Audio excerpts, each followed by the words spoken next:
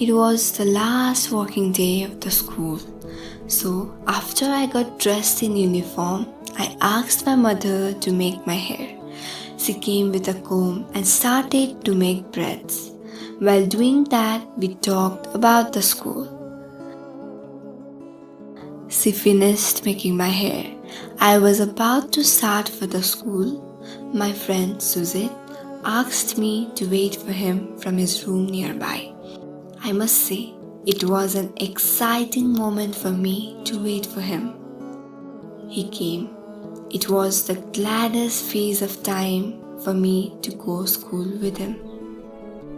I saw him first time in the month of February when he got admitted to my school.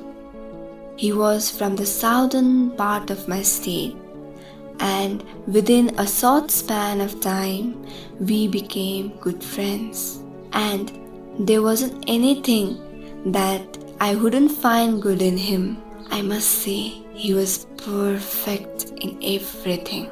And I just admired and loved him. But all my feelings were locked inside me because he had been in love with Misika, my classmate, for 3 months now. And while we were going to school, he talked about Misika several times. All the feelings in him were hidden in my heart. He was lacking words in his appreciation about her beauty and his admiration towards her in his mind.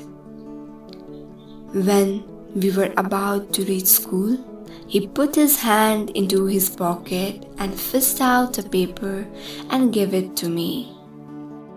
He wanted to send some words to Misika through me. It was hard, but I held it and kept inside my pocket without looking at it. He went off and I turned myself to my class. I wanted to read that paper and feel that feelings for once. But in order to protect his privacy, his trust towards me, I had to be honest. So I kept that paper safely inside my pocket till it reached her hand. After morning assembly, I handed the paper to Misika and just uttered 2 words from Suzette and I scurried away. The whole day when we got together, I could perceive angriness in her eyes on me. She used to give me an infuriated look as if I knew the in and out of the letter. I wish I knew.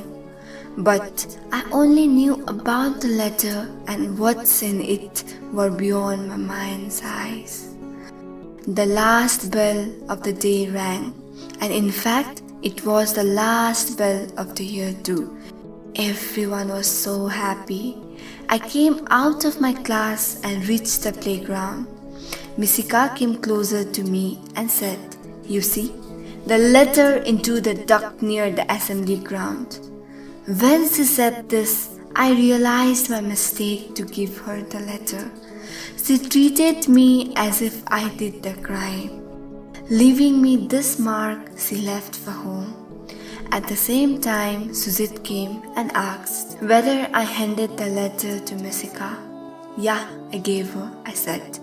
"What she said?" he asked. "Nothing, but she took it," I said.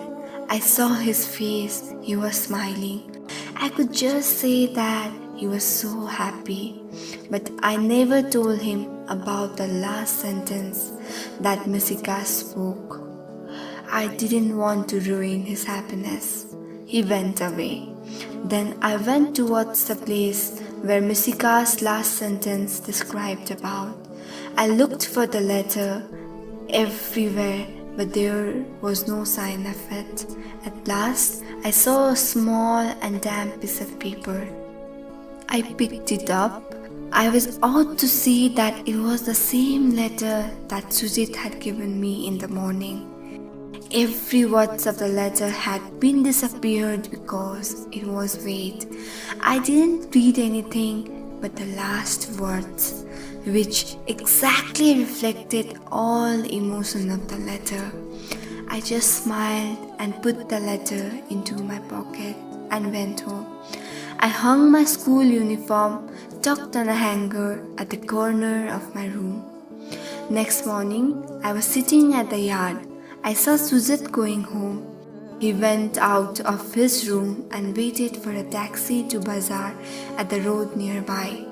A taxi came and gave him lift and accelerated. I gazed at the taxi till my eyes could see. I was thinking about his feelings on the subject of previous day's letter. Holiday had started. After 3 days, I went to Darjeeling to visit my sister. I was lost in the overwhelming beauty of Darjeeling. After a month, I was back home. When I entered my room, the sight of my school uniform reminded the letter. Hurriedly took the hanger down and fished out the letter. It was safe there, same as before, which I couldn't read all the words but the last words which were still clearly readable. After dinner, before going to bed, I cut out only that part of the letter which contained those last words. The last words that can never be erased, neither from that paper nor from my heart. When someone did not understand the meaning of it and threw it into a duct full of water.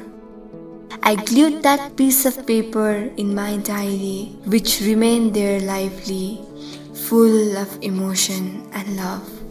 The last words were, I love you. I suppose myself that I am its proprietor and feel the worthy of its value. Reflect the significance of the letter, which became the printed feelings forever in my diary.